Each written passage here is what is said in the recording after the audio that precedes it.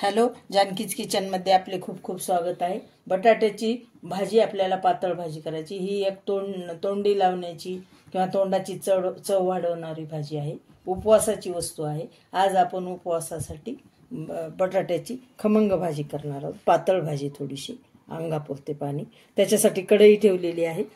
Pan आपला तापलेला आहे। यामध्ये आपण शेंगदाण्याचं तेल वापरणार आहोत, कारण उपवासाला शेंगदाण्याचं तेल चालतं।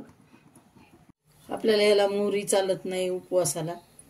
एकादशी किंवा नवरात्राचा कुठलाही उपवास जर असेल आपल्याला नवरत्नामध्ये, तर आपल्याला ते चालत नाही मोहरी, किंवा आपल्याकडे जिरे पण चालत नाही। तर मग नुसतं तेल टाकलेलं आहे। आपण यामध्ये टाकून घेऊ बटाटे आणि चांगलं परतून घेऊ। आपण या भाजीला टाकणार आहोत खोबरं। थोडं खिसून घेतलं मी खोबरं। ओलं खोबरं पण तुम्ही थोडं मिक्सरमधून काढून टाकलं तर भाजी छान मिळून येते आणि कलर पण त्याला चांगला येतो।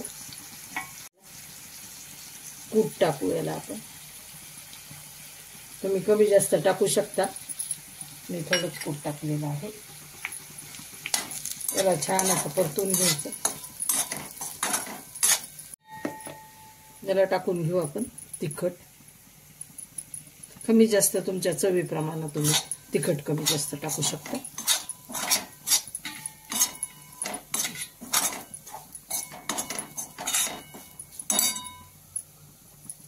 थोडंसं आणि याला टाकू आता पाणी।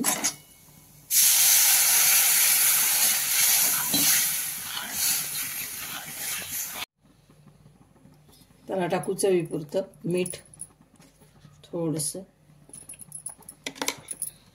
आणि त्याला टाकू आपण राजगिऱ्याची धुवून निवडून स्वच्छ भाजी घेतली ती टाकू, म्हणजे काहीतरी हिरवा कलर त्याला चांगला वाटतो। कोथिंबीर आपल्याला टाकायची नाही ना, उपवासाची आहे म्हणून।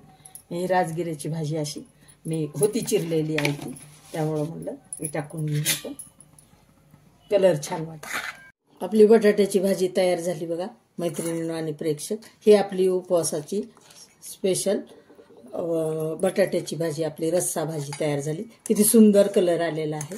अशी उपवासाला तुम्ही सुद्धा नक्की करून। राजगिऱ्याच्या पुऱ्या केलेल्या आहेत आपण, बटाट्याची भाजी आणि मखाण्याचं खीर केलेली आहे।